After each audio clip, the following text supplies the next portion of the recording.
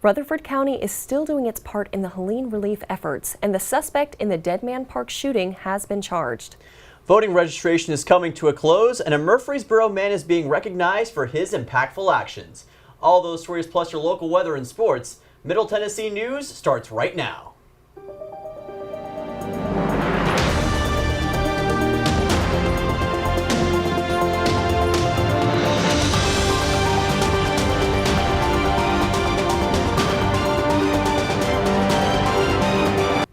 Good evening, I'm Taylor Pennington. And I'm Dylan Simmons. Welcome to Middle Tennessee News. More Rutherford County public health and safety workers have been sent to East Tennessee and North Carolina to assist in the Hurricane Helene efforts. Rutherford County has sent 19 public health and safety members, including Rutherford County Fire and Rescue Shift Commander John Engel and Rutherford County Emergency Management Agent Grant and Operator Carrie Clark. The supervisor of the Rutherford County Medical Examiner's Office, Denise Martin, will be deployed within the next 2 weeks. Emergency crews are currently preparing amongst the aftermath of Helene for the upcoming Hurricane Milton. Hurricane Milton is set to land in 2 days. A shooter in a Coffee County park has been identified and charged. Suspect Alexander Underwood has been charged with multiple counts of aggravated assault, theft, unlawful carrying of a weapon, and reckless endangerment after opening fire at Dead Man Park in Manchester. The 3 victims told Manchester officers that they were parked at a park when Underwood proceeded to get out of his car and bang on their window. One of the men in the car got out to confront Underwood. Underwood knocked him to the ground, pulled out a 9mm handgun, and fired 4 shots into the air with 1 into the car. Underwood was arrested shortly after, and the gun he used was reported stolen. Brian Ray Dudley received life in prison plus 35 years for murder and kidnapping of David Edward Steele. In August of 2017, Steele was found hanging from a tree in Franklin County. Steele was attacked and shot in his Coffee County home by Dudley and accomplices. After being attacked, Steele was taken across the Franklin County line and hung near UTSI Road and Spring Creek Road in Estill Springs. Dudley was charged with 2 counts of first-degree murder, multiple counts of aggravated assault, and kidnapping. Franklin County and Coffee County have been working together to finally put Dudley behind bars. A train crash on Lebanon Road leaves 1 man dead. On Friday, police responded to an incident where James Joplin Jr. was hit by a WeGo Start commuter train. Joplin was pronounced dead on the scene, but no injuries were reported from the staff or passengers of the train. WeGo said that they will delay train services but will use buses to fill in. At this time, detectives are still trying to determine the circumstances surrounding this crash. A father and son found a body in the Cumberland River while fishing this weekend. At the Cumberland River, a father and son stumbled upon a body in the Whites Creek area. Metro Nashville police were quickly alerted after the pair spotted the body floating near County Hospital Road. Authorities have identified the body as an unnamed black male, estimated between 30 and 40 years old. Police noted that there were no obvious signs of trauma. How long the body has been in the water is still undetermined. A Murfreesboro Amber Alert has been canceled. An Amber Alert was issued for 2-month-old Truth Claybrooks after the child was presumed to be in imminent danger. According to the Tennessee Bureau of Investigation, Truth, along with his 17-year-old mother Jayla Claybrooks and 16-year-old Aunt Joan Claybrooks, were both located after both teens ran away from home on Friday. This raised concerns and elevated the case from an endangered child alert to an Amber Alert. All parties were located and found safely. 3 Texas men face federal charges after stealing $50,000 from a Murfreesboro bank ATM. On November 14, 2023, the trio stole more than $50,000 from an ATM that was being repaired right outside of Old Fort Parkway. Robert Bailey Jr., Demond Jr. Johnson, and Ryan Smith Jr. have all been indicted with a county of leniency. Johnson was arrested at the Nashville airport, Smith arrested on I-24 in an Uber. Bailey was arrested later after catching a flight back to Houston. Law enforcement officers seized the bag containing the money at the Houston Hobby Airport. If felons are convicted, each defendant can face up to 10 years with a minimum of $250,000 fine. A 15-year-old was fatally shot at Smith Spring Park. Metro Nashville police have identified a victim in a shooting at Smith Springs Park. Police have identified her as Genesis Saharahi Medina Gonzalez. Authorities report that a driver arrived to find her with 2 males and a female. As they walked back to the car, the driver heard gunshots and witnessed 3 individuals fleeing the scene.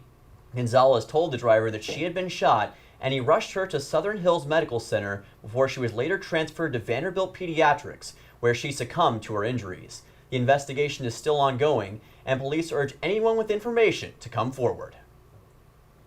Voting registration is just about over. Today is the last day to register to vote for the upcoming elections. There are many ways to register to vote, with the most convenient way being registering online. To register online, go to ovr.govote.tennessee.gov. All you need is a Tennessee state driver's license or a state ID. If you are already registered to vote, make sure that you can easily access the county that you are registered in and plan on returning to vote there. If you can't vote there, register to vote in the county that you will be in at the time of voting. And now Ethan Williams joins us with our first look of the weather.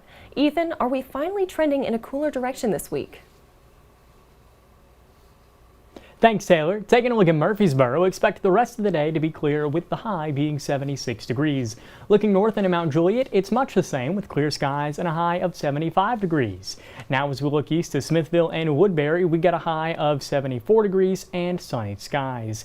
In McMinnville, we got a clear skies and a high of 75 degrees. Lastly, looking south into Manchester and Shelbyville, we got a high of 76 degrees and more sunny skies. Thanks, Ethan. When we come back, we will take a trip to a special Mid-State farm, and Dr. Larry Burris joins us with This Week media commentary. That's coming up next on Middle Tennessee News. Not on my watch, they say, as they volunteer to serve.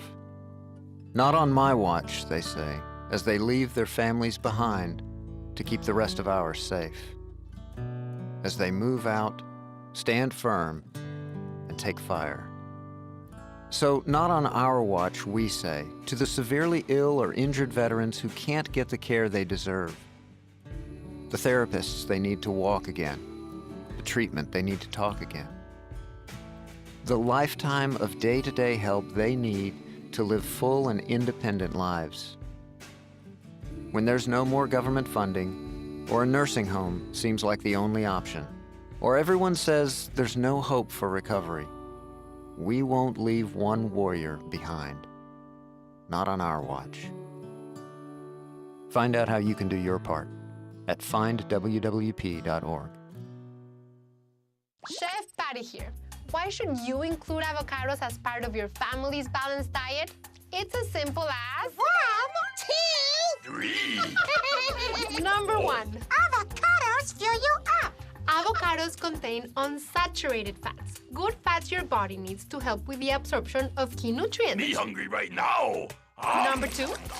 Avocados are good for you. Avocados are naturally cholesterol and sodium free, plus they contain nearly 20 vitamins and nutrients. Me need vitamins and nutrients. And number 3, avocado delicious. Try avocados in place of ingredients higher in saturated fat. Avocados taste great in sandwiches, salads, and even in baked goods like cookies. Avocado cookies.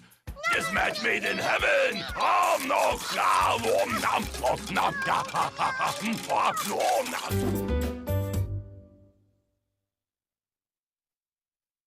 Thousands of families affected by disasters, like the recent wildfires, urgently need support. You can help the American Red Cross provide warm meals, shelter, and hope to families when they need it most. Please donate today to Red Cross Disaster Relief to help people affected by disasters, big and small. Go to redcross.org or call 1-800-RED-CROSS today. Your support is critical. We can't do it without you. All the way back and now we have Dr. Larry Burris with this week's media commentary about the history of vinyls and how they are coming back into style.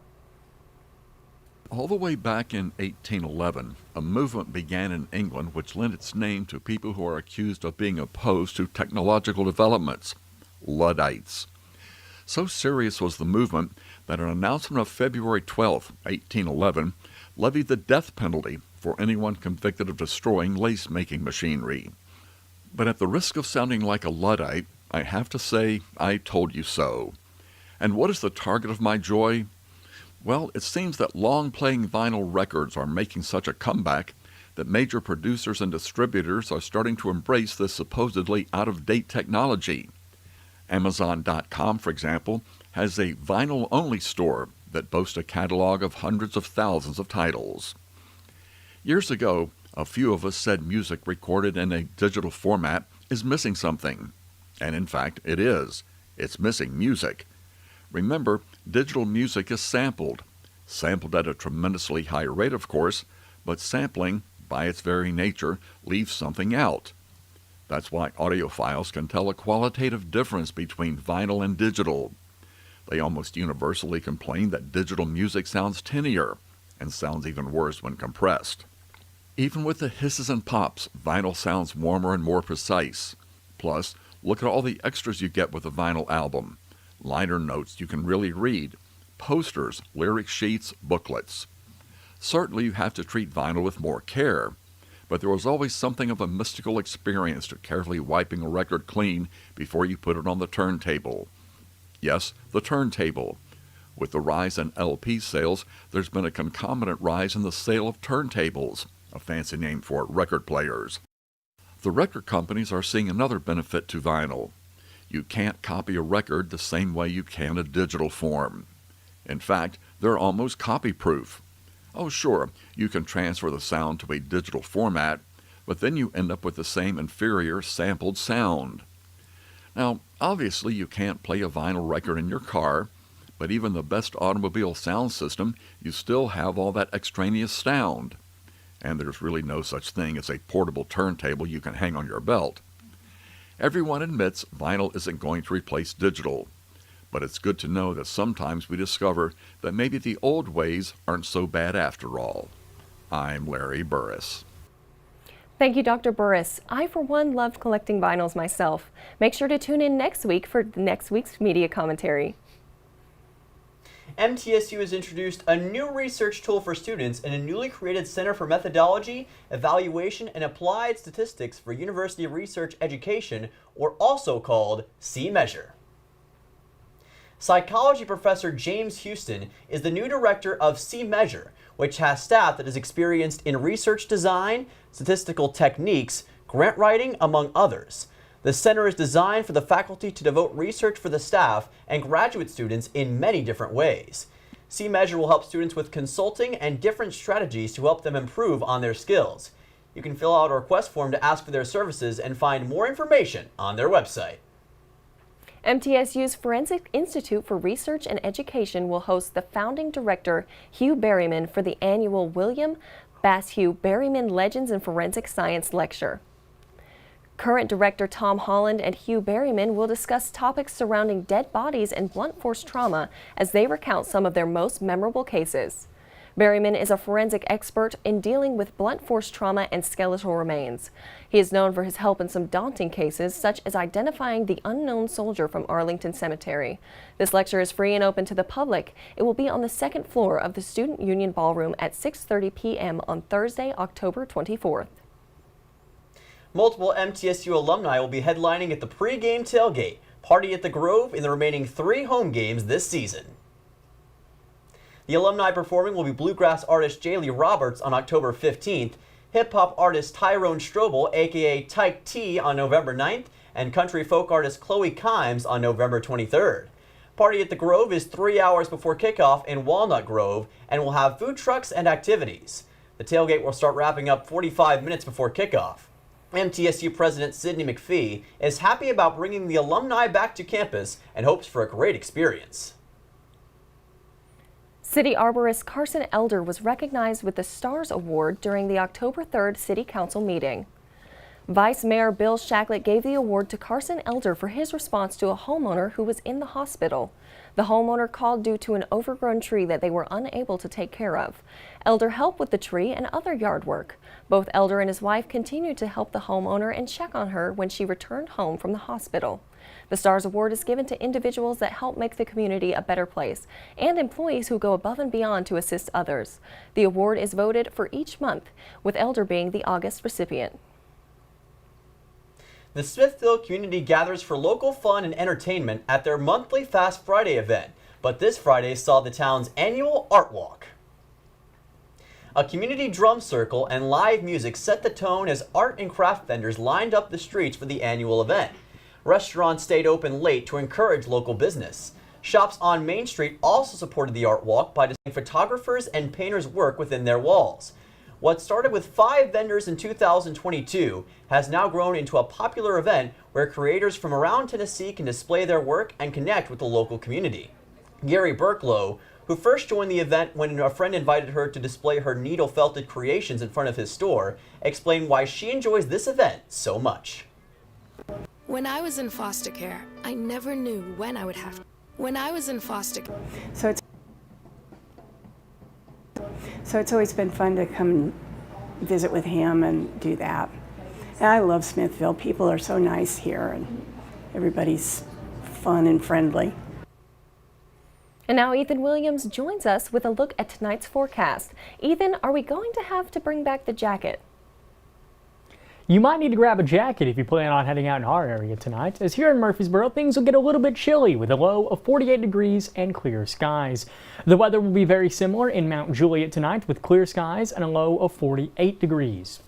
In Smithville, the low will be 45 degrees and we will have clear skies. In Woodbury, it'll be clear night with low of 46 degrees.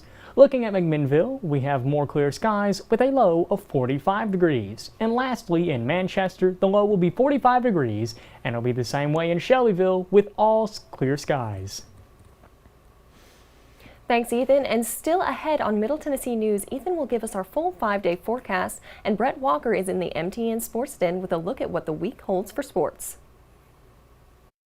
When I was in foster care, I never knew when I would have to move. So I always had my suitcase ready to go. Then one day I was adopted. My new parents opened their hearts and home to me. My parents cook my favorite breakfast for me every morning. My parents take me on trips I never thought I would go on. They gave me a home and an even better reason to use that suitcase. My parents aren't perfect, but they're perfect for me. Jordan knows he shouldn't eat this entire bowl of nachos, but tonight he's earned that right. Because a few hours ago in the middle of happy hour, he recognized a sign. Not from the gods or a bolt of lightning, but from a double heart, a kissy face, and a fourth ha in ha ha ha. That's when Jordan knew he was buzzed. So when it was time to go, he got a ride home instead of driving. Be a legend like Jordan. Recognize your buzzed warning signs and get a ride home. Buzz driving is drunk driving.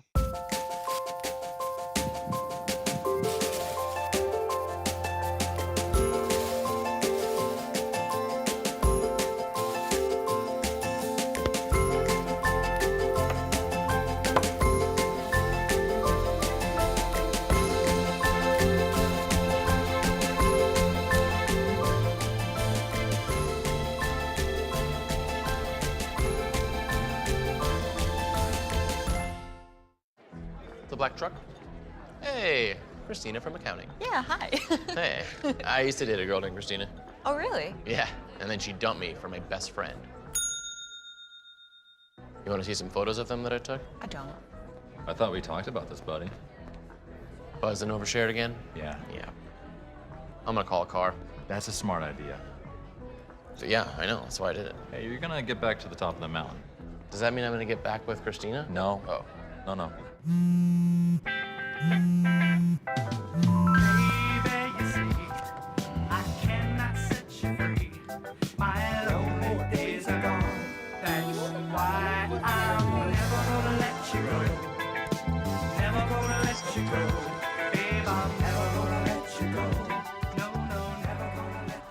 Here you go. Thank you. Thank you.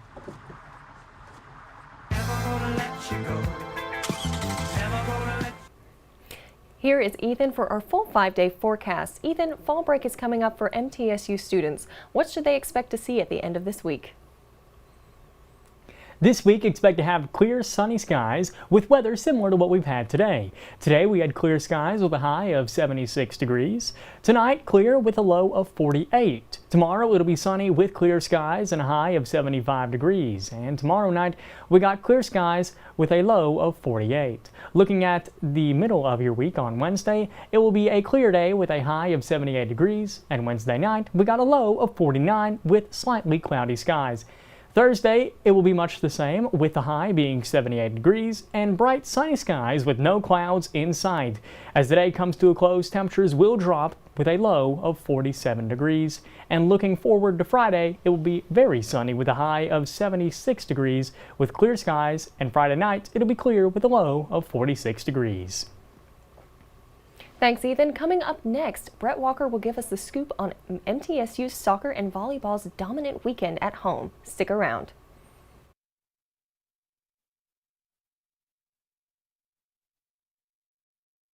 When I was in foster care, I never knew when I would have to move. So I always had my suitcase ready to go.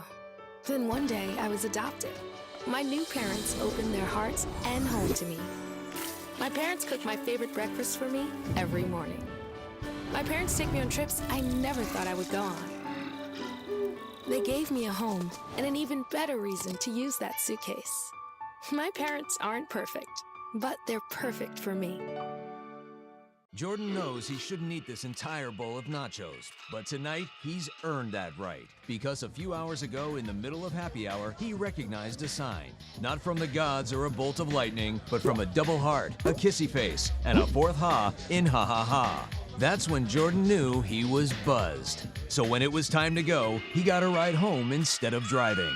Be a legend like Jordan. Recognize your buzzed warning signs and get a ride home. Buzz driving is drunk driving.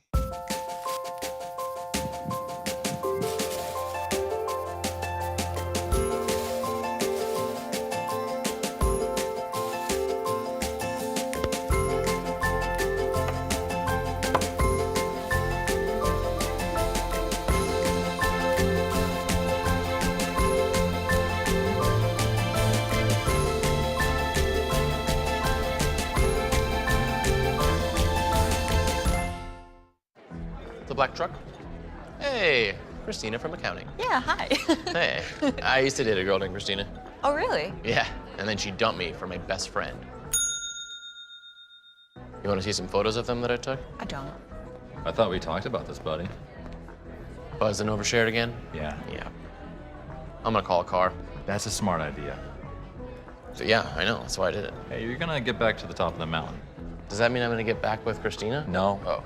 No.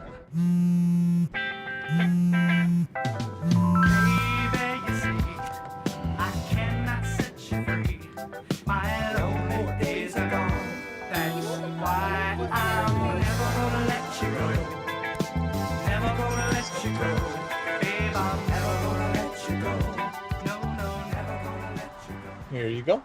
Thank you. Thank you.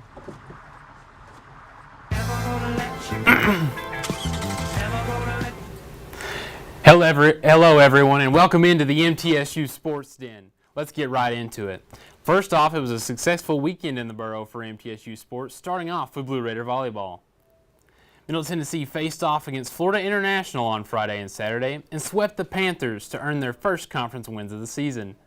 The series sweep comes on the heels of senior outside hitter Lau Jansen earning Tennessee Sports Writer Association Player of the Week as well as Conference Defensive Player of the Week. MTSU will have a quick turnaround from the weekend wins as they travel 100 miles to Bowling Green to match up with a rival Western Kentucky on Tuesday and Wednesday. Over from the court to the pitch, we go to Middle Tennessee soccer.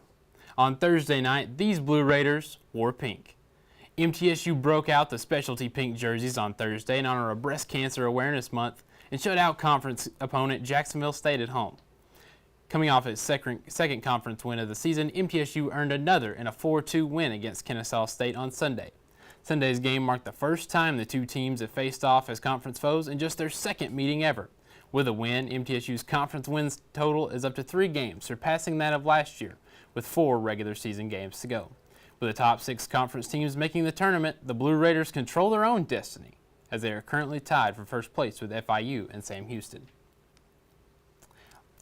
Last but certainly not least, MTSU football is back in action later in the week. The Blue Raiders head to Ruston, Louisiana to take on La Tech in a Thursday night Conference USA clash. Coming off a much-needed bye week, Middle Tennessee looks to snap a 4-game losing streak. Similarly, the Bulldogs of La Tech have a 3-game losing streak of their own and also had last week off. Thursday's game is the first of 3 that MTSU will play in a tight 13-day span, kicking off the remaining stretch of in-conference matchups. Despite a 1-4 start, the Blue Raiders still have a chance to get back on track to bowl eligibility, with the most difficult parts of their schedule in the rearview mirror. With basketball season just around the corner, MTSU guard Cameron Weston is gearing up to return from injury. On November 9th, 2023, Weston went down for the season with an ACL tear. 11 months later, he is set to return for his final year of college basketball. After being granted a medical redshirt, Weston has his eyes set on something bigger than just another year on the court. The season opens on November 4th against Oglethorpe University, where Weston will look to start the journey of a championship season. I'm trying to win it all, man. I'm trying to win it all. Like I said, I've been here 3 years. We haven't got to the part where, to the edge where we know we can get. You know what I'm saying? Like with the height where we know we can reach. We haven't got there yet. So I want to actually get to that height, get over that hill, and actually make it somewhere. Thanks, Brett. Wrapping up our show tonight is something that may brighten your day, literally. Light gives us more than we can ever imagine, and perhaps the best version of that light is the LED. That's why it is the only fitting way to celebrate today with National LED Light Day. LEDs are more than what is on the surface. They help us save on energy costs and have high reliability. They have also been responsible for Nobel Prize winning work in the form of the development of blue light emitting diodes. LEDs date all the way back to the 1950s, but at the time they only emitted red light. National LED Day has been celebrated since 2016. Thank you for joining us on Middle Tennessee News. If you missed this or any show, you can watch them on our website, middletennesseenews.net. I'm Dylan Simmons, joined by Taylor Pennington, Ethan Williams, and Brett Walker. Make sure to follow us on all of our social media sites.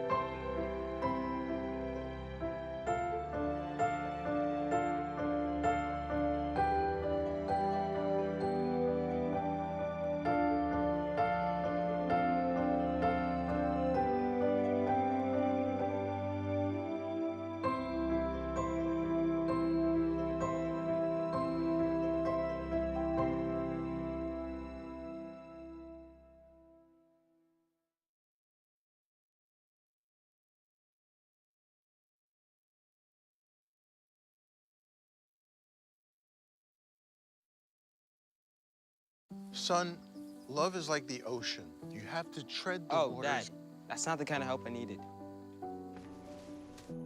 Jessica, will you go to prom with me? Yes. Thousands of teens in foster care can't wait to share their first with you. If I could go back and change it all, I would. I think I'm gonna miss you the most. I'm sorry. I'm so sorry. I'm so sorry. Or maybe it's just the little moments. I could go back and change it all. If I could go back, I would. But I can't.